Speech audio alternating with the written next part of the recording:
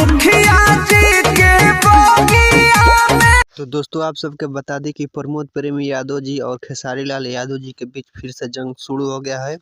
और आप सबके बता दें कि प्रमोद प्रेमी यादव जी का गाना खेसारी लाल यादव जी ने उठाकर गा दिए हैं। इस गाने को लेकर प्रमोद प्रेमी यादव जी और खेसारी लाल यादव जी में काफ़ी बवाल का जंग छिड़ गया है दोस्तों।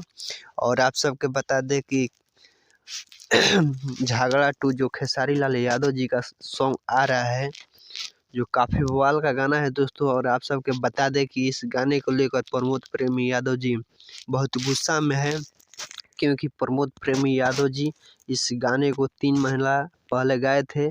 और आप सबके बता दें कि बहुत बवाल का प्रमोद प्रेमी यादव जी का गाना था, जो गाना खेसारी लाल यादव जी ने उठाकर गा दिए हैं, जो आपके बीच कल रिलीज होगा दोस्तों।